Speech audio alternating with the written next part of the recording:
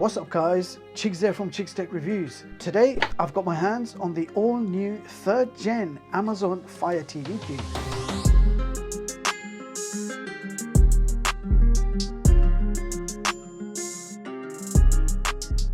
Now this TV Cube is supposed to be twice as powerful as the Fire TV Stick 4K Max. So you are getting a real Ultra HD 4K streaming across the board. So it's fully licensed for Netflix 4K, Disney 4K, Amazon Prime Video 4K, and so on and so forth, along with both Dolby Vision and Dolby Atmos sound. Now first of all, let's see what you get inside the box.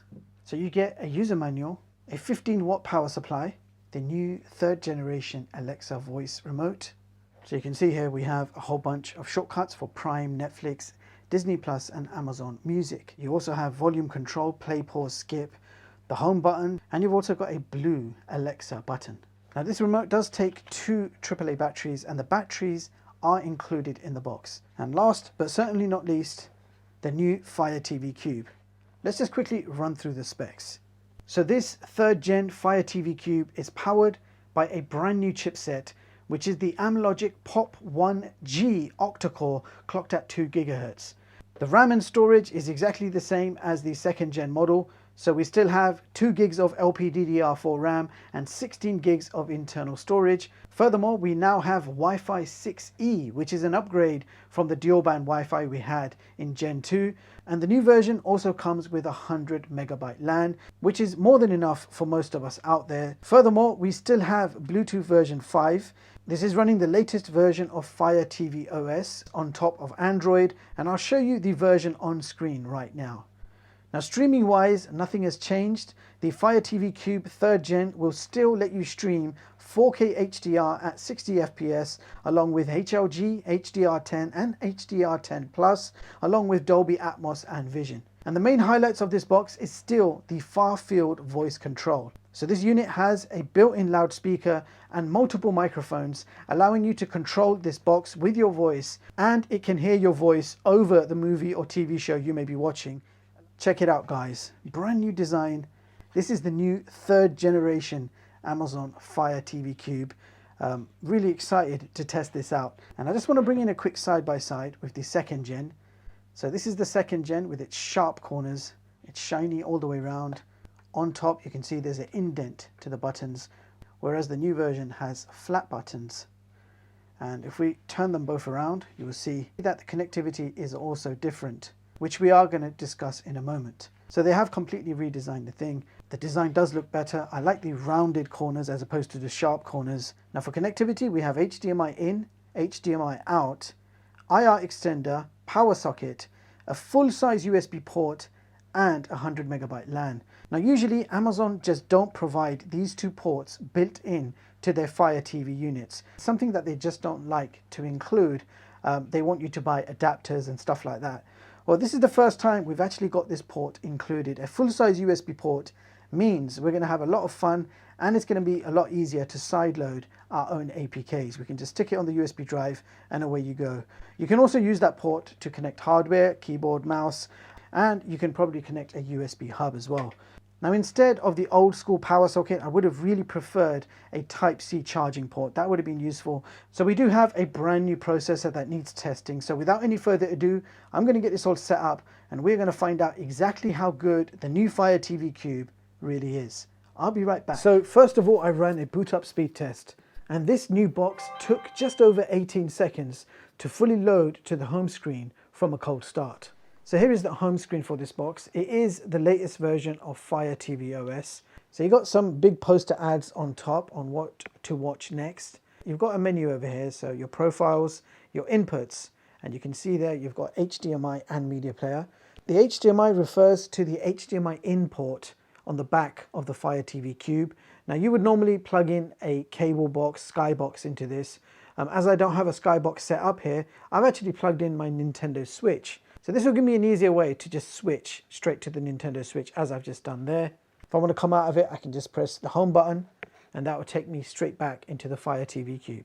So if your TV's only got 2 HDMIs, the extra one on the Fire TV Cube acts as a 3rd port. Now you've also got a media player, so if you attach a hard drive and you've got multimedia on there, I'm assuming you'll be able to play that content directly from media player. I will be testing this a little bit later in the video. You've got your search, home page, and my stuff where you have your watch list, etc. Then you've got all your apps, and most of these apps come pre-installed. If you tap on the app drawer, you can see all the apps available on this box. And if you scroll down, you've got your recently watched, some sponsored stuff, recently used apps, things you should watch next. Then you've got more sponsored stuff, more Prime movies, TV shows, and the list goes on and on. Most of it looks like Prime until you get to the games. So top free games, popular documentary shows, and so on and so forth. So basically one long page of content on what you should watch next. I haven't found a way of customizing this or removing stuff. Unfortunately, you are stuck with all of this, but that is what you expect from Fire TV OS. Now let's head straight over to the settings. First of all, let's check out the system storage info. So you've got 16 gigs of internal storage, from which 12.83 gigs are actually usable, and from that I have 11.25 gigs free to use. Now I've not actually installed anything yet. This is it. I got 11 gigs to play with. And here is some system information. So you can see the software version here. Fire TV OS 7.6.0.7. Just want to quickly show you the audio and video diagnostics. So the Fire TV Cube is a very capable streamer. And as you can see from the diagnostics right in front of you, it's capable of playing everything. So Dolby Matte, Dolby Atmos, Dolby Digital Plus, Dolby Digital, and PCM audio. And then the video capabilities, you can see maximum 4K 60 Hz, HDR10 and HLG, and Dolby Vision supported. There is also a demo here, and I'm going to briefly play this. It's just conveniently there, and it will give us a quick demo of Dolby Atmos and Dolby Vision in action. Wow.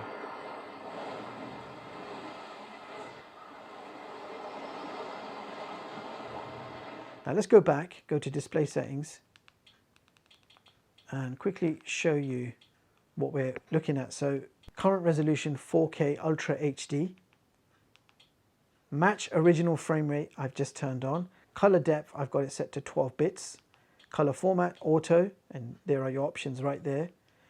Collaborate display, I don't really need to. Dynamic range, I've got it on always HDR. Game mode is automatic, or you can switch it on whenever you want. And I like that you've got the explanations on the side of what each mode means, which is quite useful. Sleep mode behavior, so no signal or black screen, whichever one you prefer. And super resolution is on by default. All right, so now it's time to play some 4K videos from a USB drive. I have plugged in a 64 gig flash drive directly into the USB port. And I can confirm that only FAT32 hard drives are compatible. If you put any other formatted hard drive, NTFS or exFAT, it's going to ask you to reformat the hard drive to FAT32 before you can use it in this system. All right, so let's go ahead and play some 4K videos from a USB drive. I'm going to open up Media Player. So all the video files that exist on this hard drive has appeared. So we're going to start off with high bitrate Jellyfish demo. Let's go ahead and play the 160 megabits per second file. As you can see, we've got a message at the bottom saying unable to play, and that's going to be because of the codec. Already we've got an issue with MKV from this media player. Oh, unable to play. So as you guys just saw, the built-in media player is not capable of playing certain codecs and formats.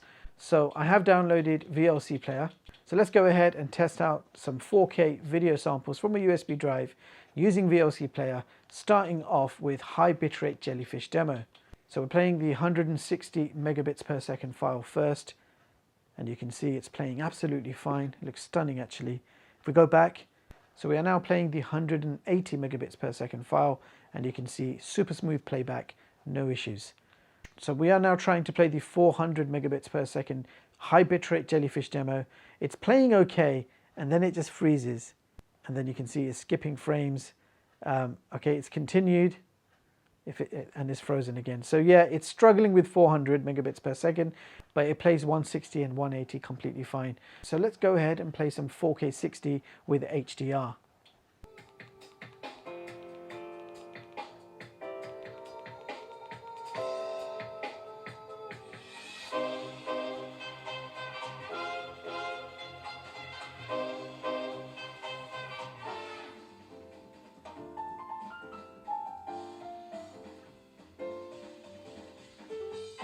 Okay, moving on now to the YouTube test. Okay, we're going to try a hands-free search now. I'm not going to use the remote control, so I'm going to use my voice.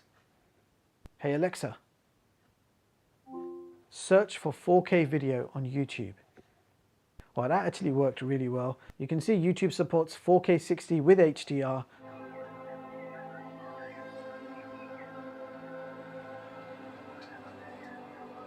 So as you guys just saw, super smooth 4K video, and from the stats, 0 drop frames. So it's doing a really good job at streaming 4K content. Okay, so I'm just going to play a few more 4K movie trailers for you guys to check out.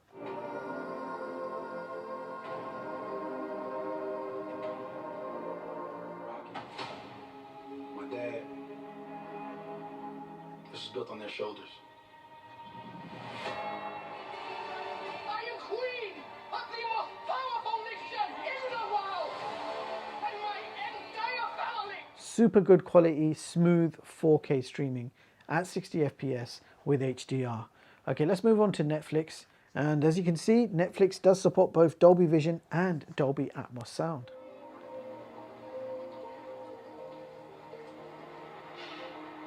Hey Alexa, open Amazon Prime Video. Here's Prime Video. So Amazon Prime Video will also let you stream 4K with Dolby Vision and Dolby Atmos.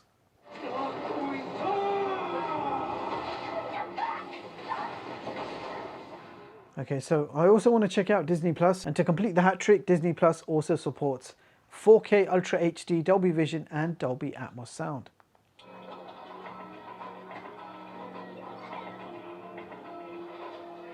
So installing your own APKs becomes really easy on this. I've got a whole USB drive filled with my favorite APKs, which I am installing, and they are all installing perfectly fine. So moving on now to a gaming test, starting off with Crossy Roads.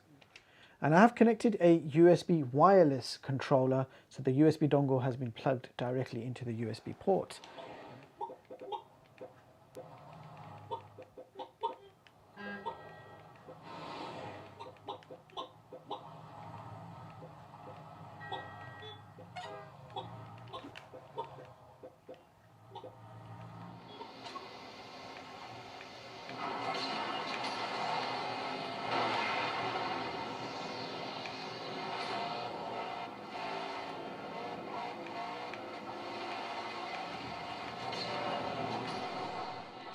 Okay, so now I bring you some Dreamcast emulation. We are playing Royal Rumble using the Dream emulator. And as you can see, it's playing pretty well at around 60 frames per second.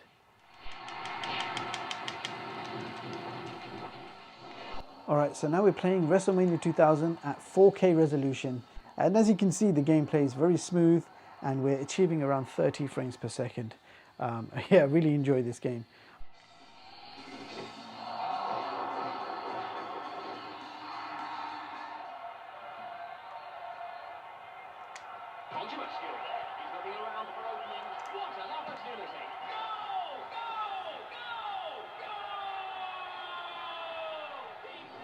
Okay, so now we're playing God of War Chains of Olympus using PPSSPP.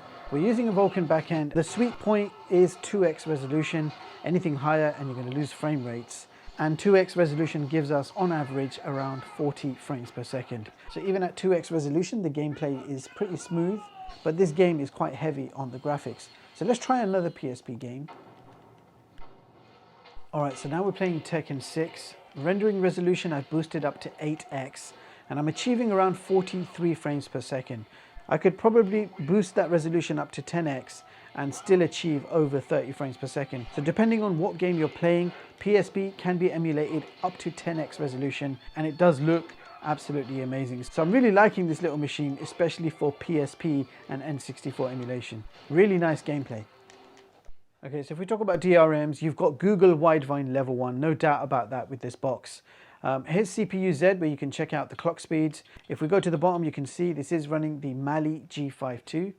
And under system, you can see the Android version is in fact Android version 9. Okay, here are the results for the internal disk speeds. So we achieve read speeds of 53 and write speeds of 27 megabytes per second. And in the Wi-Fi speed test, we achieved download speeds of 62 and upload speeds of 19 megabits per second. And these are typically the top speeds we achieve in our office. So that brings us to our benchmarks, beginning with Geekbench single core score of 256 and multi-core score of 666.